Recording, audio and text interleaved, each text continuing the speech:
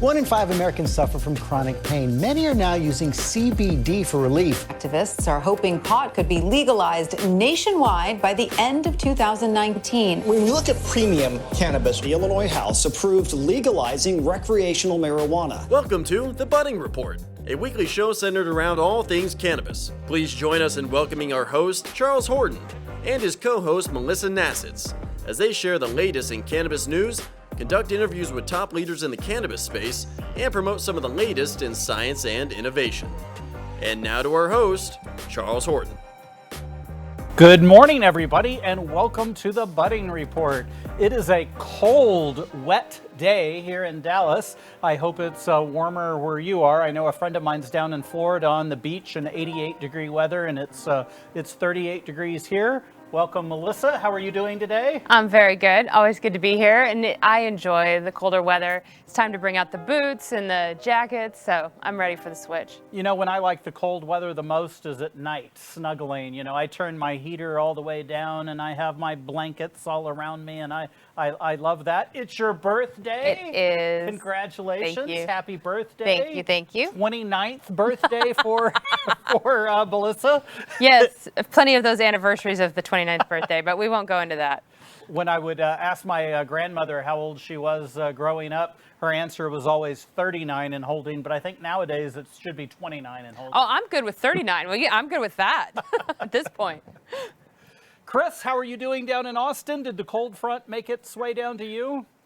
Yes, it did. It was freezing yesterday morning, so it was wonderful to finally have some relief from the cold. And it's going to be a beautiful weekend, it looks like, around 65 during the day. So we've been looking forward to that, finally getting out of the hundreds. And happy birthday, Melissa. Thank you. And Christian, it's always a guess where you're calling from. You're on the run so much. So where are you today, Christian? Hi, Charles. I am in Indianapolis. I'll be here for a while. We launched a new opiate treatment program, opened actually our doors on Monday, so that's going well. Happy birthday, Melissa, and it's good to see you again, Chris. Well, thank you, Christian. Our two guests today is Morris Beegle and Cort Smith. They're going to be joining us. Just introducing you now. You'll get a better introduction when it's their turn. But we're going to go straight on to the news now. So, Chris, what's our news discussion of the day? For the news today, we're looking at political fundraising and some of the recent changes there. Maybe a little bit concerning too. It'd be interesting to see what people on the panel think today about that and our hosts think about it. But basically, the Marijuana Policy Project nonprofit group had been doing most of the political fundraising and spending up until around 2018. They've recently ended their political action committee. They're really not doing a whole lot of donations for the political expenditures to get marijuana on the ballots anymore. And it's now trade groups, trade federations, multi-state operators that are picking up the slack in terms of doing the political donations. And the easy comparison in my mind was to the pharmaceutical industry. What if you have all these trade groups that are more interested in the profit part of it, the business part of it, not necessarily the consumer, could very much change the way cannabis regulations go, being less consumer-driven, more business-driven, more profit-driven, possibly even hurt the consumer in the end if you don't have nonprofits with that mission there. So that was my takeaway from it, and would be love to hear what everybody else has to think. I'm in complete concurrence. Anytime that you're going to put it in the hands of the moneymakers, it's going to be completely profit driven. You're not going to look for the actual healing aspects and you know what it can actually do to help the environment, to help actual healing of the body and mind and soul versus opiates, because obviously it's going to come in conflict with other profits. So I think that it's, as we mentioned earlier, we were talking a little bit about lobbyists before we started the show, and I think you're right in that same issue, and all it's going to do is create more problems instead of solving any. I'm glad there's still funds going towards getting these bills to get passed, but that being said, are they the right bills? Are they saying the right things that what we need them to say? I have a different view on lobbyists as a businessman, and it's a good discussion. So in my previous business, I had to fight hard to keep my business operating, and that meant writing the right checks and taking people on trips and all. But I read something this weekend, different article, but I read something this weekend that they do the same thing with Supreme Court justices. That people take Supreme Court justices out on big, expensive trips, and it's completely legal. So the system to me seems broken, but I don't know the right answer, because as a businessman, you can't let the nonprofits have all of the voice, and as a company owner, me have none. So I don't know what the right answer is. Anybody have a right answer? How do we fix this? I think greasing palms has been around for a long time, and it's on all levels, both legal and illegal. So I think that's what it comes down to. Did you know they did that on the Supreme Court level, though? I don't even want to talk about the Supreme Court. Chris, what do you think about how do we fix this? Well, I mean, when I was, I ran for Congress in 2018, and I was a progressive platform. I was in a primary with a bunch of other people. And I remember we got a question one time. They said, what's the most important issue? And they went down the line of the candidates. One person said the environment. One person said getting jobs for people. And I said, well, all of these issues are tied together by money and politics, by corruption. You're never going to fix the environment. You're never going to get jobs that get people above the minimum wage unless you get this corruption out, unless you have campaign finance reform. And that's what I'm worried about with cannabis. I'm worried that unless we have some type of reform that really restricts the amount of pull that these industries have versus the pull that people as a democracy have, we're going to get policies and bills that have little goodie bags for people that come out of the taxpayer dollar that don't necessarily benefit the consumer. So I think it's campaign finance reform. That's where I think that you really have to do the work here. Did you run for state or federal office? It was a federal office. It was for Congress out of the 25th district in Texas, actually a district that could flip. Or it would have happened yesterday when this is coming out. But everybody check Texas 25th Congressional District to see if it flipped to Julie Oliver over Roger Williams. Very close race going on there. But yeah, I ran for that in 2018, lost a runoff, and the person I lost to maybe will be the congresswoman from that district. So fingers crossed on that. Well, that sounds like a discussion I'd like to have at a later time, just to hear how all of that went and what you thought of the process. Christian, you have anything to add here? Well, I would just kind of build off what was already said, and that in order to reconcile these competing interests, there might be a need to create some kind of a appointed committee that then kind of brings the interests onto the table from the consumer aspect, from the business side, from the medicinal side, non-industry influenced, and try to hash out some kind of agreement that everyone can work with, instead of those with the deepest pockets and the most influence, kind of dictate the language of these bills to be drafted. Well, interesting discussion, certainly. Well, we're going to go off to a commercial break. When we come back, we have Morris Beegle. We'll be right back. Coming to you after our hike that we finished. Buster exercises 3 miles. Today is a recovery day because he did 8-mile hike over the weekend, broken up into 2. But what I want to share with you is this company here called Simple Changes. I learned about them and I absolutely love the concept. It's wellness, community, and organization. So as you can see here, I love the wrapping, I love purple, and it comes with 3 products. So I've been trying them out. First, it's the hemp oil spray, then it's the hemp oil dropper, and the hemp oil ball. So I'll be trying all of these out. I've been exploring them, exploring the ingredients. I met with the team on Zoom. Really, really, really neat product. And I love the fact that they also want to incorporate healthy practices. So they come with a little journal and something about Simple Success Guide. So, Simple Changes. Well, welcome back. We get to welcome Morris Beegle. He is the founder and CEO of We Are for Better Alternatives, a leading cannabis and hemp advocate. So we're very excited to talk to him a little bit. He is also included in the Silver Mountain Hemp Guitars, a manufacturer of boutique hemp guitars, cabinets, and components. Tree-Free Hemp, a hemp paper and printing company. Wow. Let's Talk Hemp, a comprehensive digital media platform, and several others. Traveling to several continents, he regularly engages in audiences all over. So we're very excited to have him. I know that you appear at dozens of events, so we're truly happy to have you. And always, I like to lead off with a question, just sort of asking, what really got you focused on cannabis and hemp, and what led you down the path of this career? Well, first off, thanks for having me on. It's great to be on with an awesome group of people here, and I appreciate the opportunity to share views with you and just have good discussions about what we're going to talk about today. I've been a cannabis user, I guess, since high school, recreationally, and I got turned on to the industrial side, the hemp side, back in the mid-90s.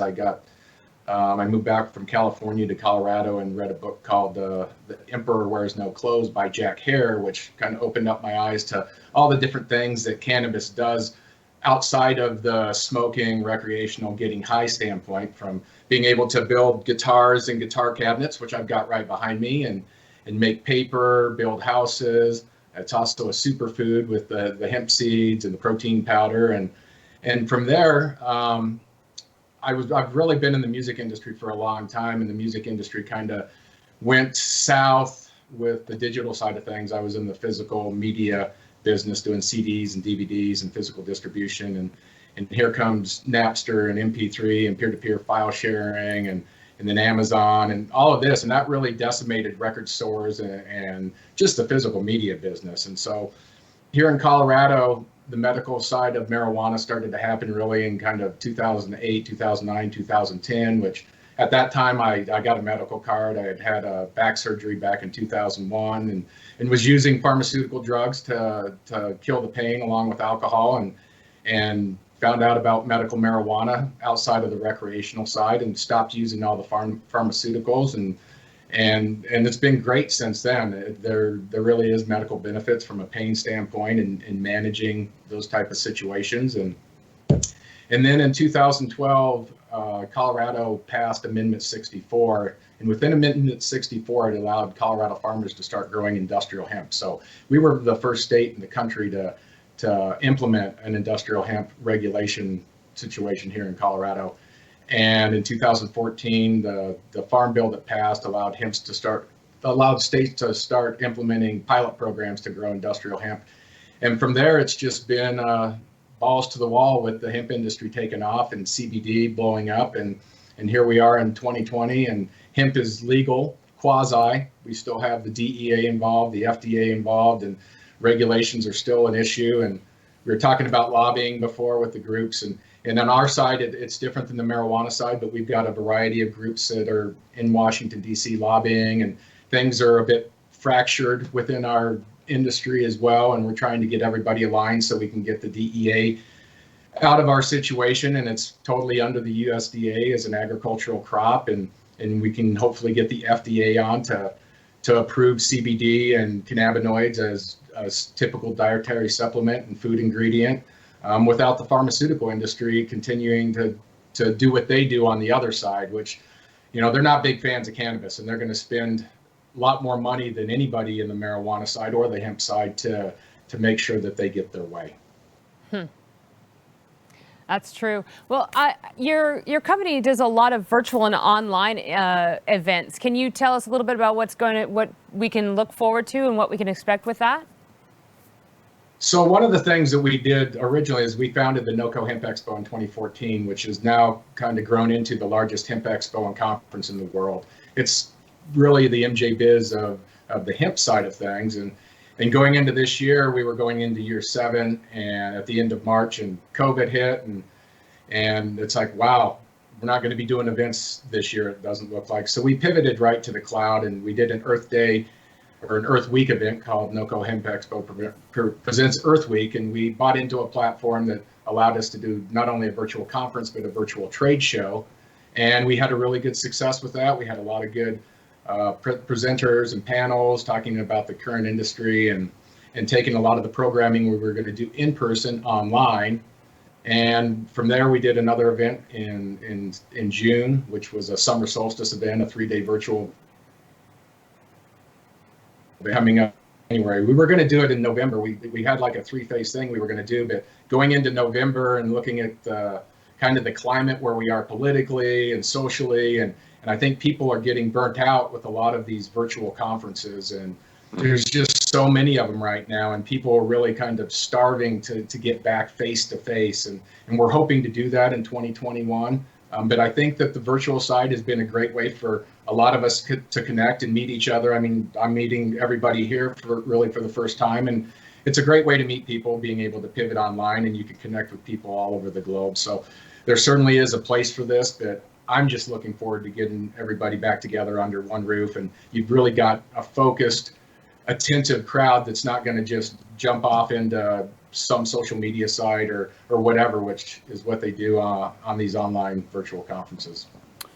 You know, I'm a big fan of doing Zoom meetings, no traveling. You get there quickly, but I really miss the big events. I'm a people person. I like to see people, and you know, I like to touch them. I like to get that energy, go to dinners and all of that. I'm really missing that, so I'm looking forward to events being done live again soon. I've always considered myself a serial entrepreneur, but seeing everything that you do makes me feel like I'm standing still. So congratulations, you got a lot going on. Well, let's focus on one of your businesses. Tell me about your social media platform, Let's Talk Hemp. What type of information can we find there? What do you do? So Let's Talk Hemp really started back in 2015 when we launched our live events. We needed a platform to develop all of our programming and our education. And so that's where it began.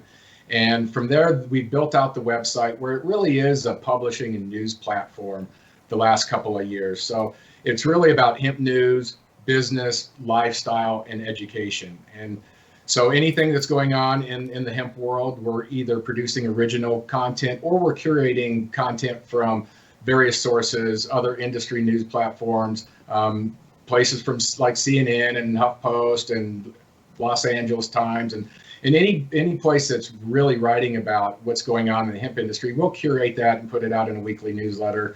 But on the site, we do, again, it's focused on hemp news and the lifestyle, and we'll do company profiles and entrepreneur profiles.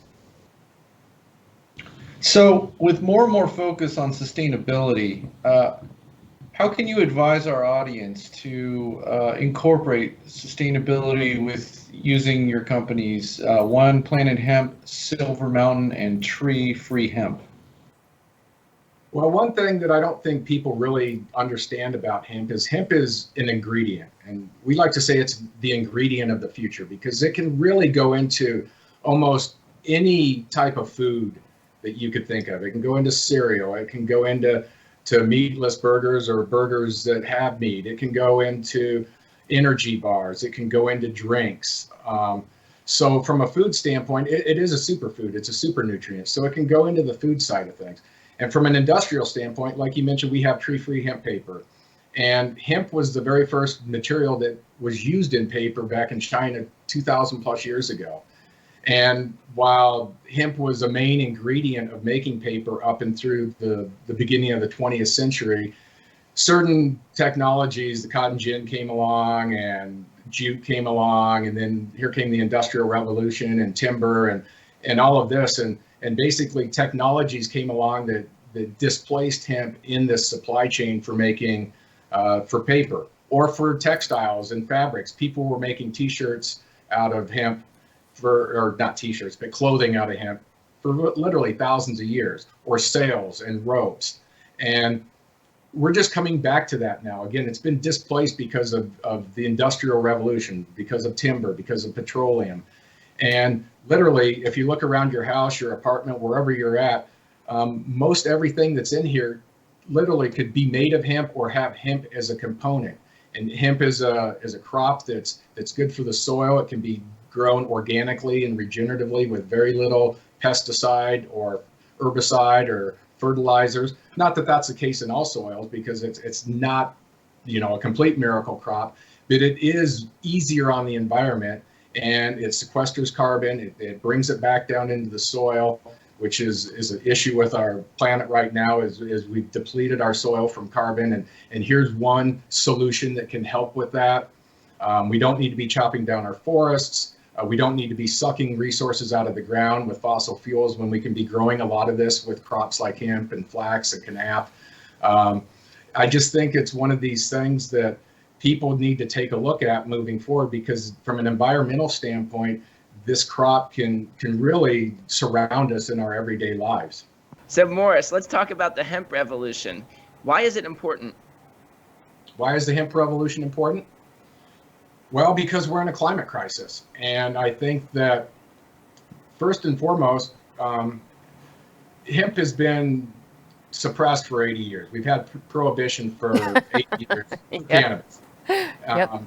Not just hemp, but all forms of cannabis. Hemp is cannabis, marijuana is cannabis, it's all cannabis. But hemp can help lead us out of this. It's not the only thing. There's a lot of things that are it's going to take a lot of things to get out of this climate crisis, from stopping the use of fossil fuels to the degree that we are, and weaning ourselves off of that. Our agricultural system, how we grow our corn and our soy and all these monocrops. And people might talk about hemp being a monocrop, but hemp is really a rotational crop that you can work in with your corn and your soy that will help fix the soil and provide cover crop. And it's also a platform right now where hemp and cannabis is being talked about a lot in the media.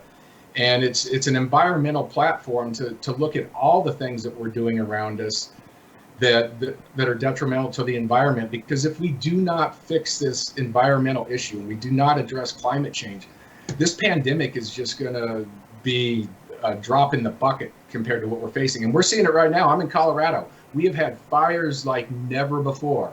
California, Oregon, Washington. I mean, this is climate change. And people can talk about forest management. Oh, we're not cleaning our forest. Well, that's all human done as well. I mean, there's a lot of things that humans have to fix. We need to clean up the mess that we're doing. And again, I think hemp is one of the solutions to do that. And it's certainly a platform. And that's the platform we've been building with Let's Talk Hemp and all of our events. Well, Morris, you're a great role model, and I'm gonna pick it up, because I'm just standing still in comparison to you. When is your next virtual event? Do you have one coming up? Well, we were going to do it in the middle of November, but now it's January 14th. I decided, we're not going to do it the week after the election, because who knows what's going to happen then. So that's when we're going to do it. I am headed to Cabo on Friday. I'm getting out of the country during the election, and we are having a meetup in Cabo on the 20th and the 21st. If anybody wants to come talk about hemp and cannabis, there's a group of us. That sounds fun. If I would have known about it, I think I would have been there. But I'm heading off to Hawaii 2 weeks from today, basically, on when it's shown. Well, Morris, thanks for being on. You can guest our people that are watching. Our guests love being connected with. So since we're not meeting together in person, utilize these shows. Go to our website, thebuddingreport.com. You can get all of our guests' contact information. Reach out to them and see if you can do business together. Thank you again, Morris, for being with us. We're going back for a quick commercial message, and we'll be right back. Hello, coming to you from the outdoors where I do my heat training, and I did my repeats on the hills. It's actually pretty empty, but it's kind of close to 90 degrees. So that's when I squeeze in whenever I can. But I'm actually here to share what Simply Start, Simply Satisfy is. So this organic hemp oil, this is the serum Simply Start, and you can take it twice a day or once. I already took both of them in this morning, so now it's lunchtime. Real quick and easy, yummy, delicious, 30 calories. The other one is Simply Satisfy. So it's a spray, and also 3 sprays. You could do it once a day or twice a day. Again, I did it this morning. I'm doing it now at lunch. It helps you take care of your health and wellness. So learn more about them. Remember, 3 simple changes on how you can incorporate into your life. You can learn more at the link below. So stay safe and keep moving, keep training, and take care of your spirit, mind, and body. And welcome back. We're going to switch gears now and let me introduce you to Cort Smith. He is the CEO of DaVinci Tech. He is a global entrepreneur, bringing us a passion for innovating new lifestyle and products. So graduated from Brigham Young University with a degree in both Chinese and international relations. His passion is for extreme sports. I have those too, so I'd love to hear some more about that. Led him to produce China's first X Games in 1998. And most notable of Cort's inventions has been the DaVinci brand vaporizer, which is sold globally and is recognized for superior safety and strong material sciences. So why don't you tell us a little bit about yourself, and again, like I said, it's my favorite question to ask because it usually leads into a lot more opportunities. What brought you into the cannabis industry? Good morning and happy birthday. Oh, thank you. I get all the birthday wishes today. Sunny Las Vegas, but it is cold. Whatever happened, it's working its coldness all the way around. So, yeah, it's a little bit of background. I, early in the 80s, realized that the Asia was coming online, and I went into the Chinese classes and kind of got myself ready to do business in that side of the world. But, when I got there, I was very deprived of fun things to go do. So I tried to take my extreme sports interests and bring them into the world of Asia. They weren't so ready for it at the time, but when there's a will, there's a way. And it was we went through a matter of clubs. It was like the surfing club or the scuba club or the Jeep club and motocross club. Well, I started up with what was called the bungee club, and we did bungee jumping around Asia, like fools with no tomorrow. And oddly, it caught on really big. We got on some TV shows, and next thing we know, we were building towers all around Asia, predominantly in China, bringing sort of the movement of, hey, go face your fears and, make a better version of yourself by taking on something that's challenging and difficult for yourself. And it was a very fun medium to be wrapped up in. But I kind of got the cannabis influence. We were strategizing, looking at how do we build more crazy extreme towers that we could throw people off of. And the bungee tower concept grew. We were going to throw them up sides and down sides and off the sides and revolving restaurants and a bunch of scare you things. And a little bit of cannabis helped open the creativity and how we could mix all these different rides on one. And we were just like, kids with a big erector set building fun towers, all the fun, crazy things you could do to people. And in background, I was, very competitive. I do a lot of off-road racing on the motorcycles, and I always wanted to have, the biggest, bestest tower. And the next client would want to be taller than the next one. And we were building structures, larger than the Golden Gate Bridge, really, really big stuff. Just because they had a real passion to push life to the edge and see what extreme sports was going to be about. And then while I was building all these structures, well, part of it was an awakening. I thought, wow, this is a very dangerous business. Why would I want to be doing bungee jumping in Asia? But then felt sort of a moral obligation. I said, I really understand this industry, this equipment, this safety, the challenges of operating this with various crowds and crews and languages and tourists, and developed a very smart and safe system that, to this day, where, knock on wood, 2 million plus people in China have never had an accident. And realized that there was an obligation to go forward, that to bring best practices and best material science to the conversation motivated me to continue to innovate and bring forth, what we felt would be the safest way to let people to participate in what we think is a really fun, life-changing experience. And that parlayed into manufacturing. And I, my next life in building products, I was still am an inventor, building a lot of fun things. And finally, when it came down to a vaporizer move, it was, hey, I know a lot about manufacturing. I know a lot about putting safe things together, and began, we made the first, what kind of put us on the map was a very small pocket-sized vaporizer. It's a 400-degree oven that fits in your pocket. There's batteries and things get hot, and it could be dangerous. Used a very similar mindset, to building the bungee towers was, hey, how do I build the safest, most bomb-proof, apparatus that lets people enjoy some passion of their life. And for now, the customers they're passionate on their cannabis consumption. So we've built the safest, most robust device to let people experience and sort of control the navigation of cannabis. Boy, I think I could spend a whole show talking about what you were doing in China. I teach fire walking, so that's kind of an extreme sport. And I know I was invited to a different country to do a fire walk, and heard one of the royal family was going to be there to do the walk, and was also told if they get a blister that I may be executed. So I chose not to go. Oh my goodness! Are you fluent in Chinese? 几乎每天都可以说中文，没问题。I'll take that as a yes. I couldn't call you on it. Well, you kind of answered the question I was supposed to ask, which is you're positioned in the premium space. Why did you choose to do your company this way? And I think you answered that in saying it was the quality and safety of the product. Is that correct? Yeah, I really enjoyed the challenge, the technology at first, and I've helped and designed about over 600 different products, but this one was personal. This was a device that I personally used and consumed with. So, Gen 1 was a little more rough, and then as I got my boots about me, realized that I could stretch this thing and take it to the farthest point of, again, a material safety standpoint, making a conscious decision, saying, look, if people are going to use these devices to consume cannabis, shouldn't we be using the best available materials, the smartest designs, not just the cheapest, not just, hey, put a label on something and go, and was less concerned on, being, I guess, the sexiest thing. But I said, I just want to be the best built thing. You should have been making the hoverboards. Weren't those the ones that the batteries exploded and they weren't allowed on airplanes? Yeah, they could have used you working on those. Yeah. That and Samsung Notes, I think, were the other ones. Yeah, so it's interesting. I'm sure you're aware, but when the vape movement started to take form, initially with the nicotine replacement in kind of a safer delivery system. It was invented by a Chinese inventor back in 2003.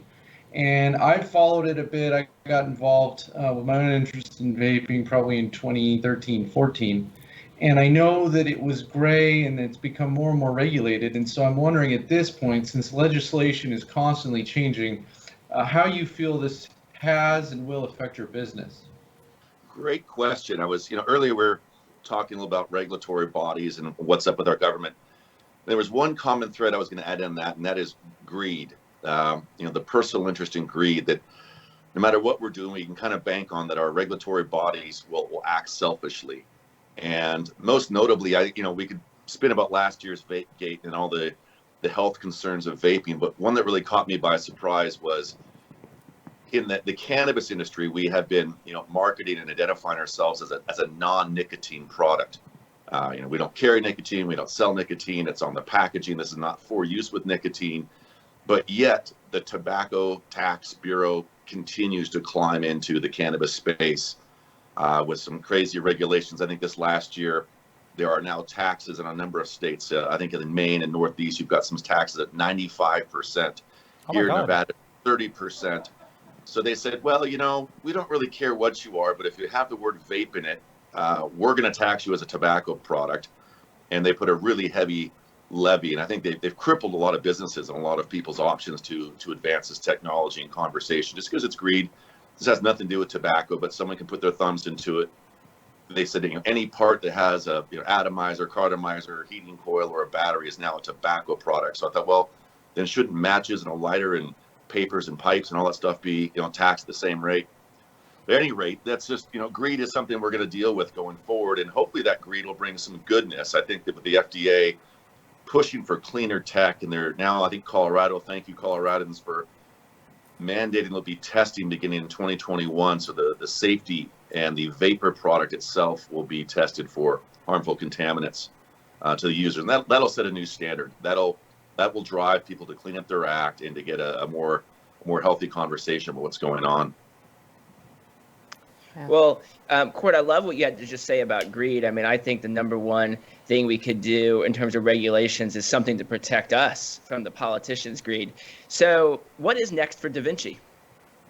It's a good reflection. I was looking back, just my words about the bungee, and even at a point where I wanted to transition to a different industry because of the risks and the dangers of that extreme sport. And now it's kind of playing a similar note in my head now, where we go, you know, we're masters of what we do in this spot in the industry.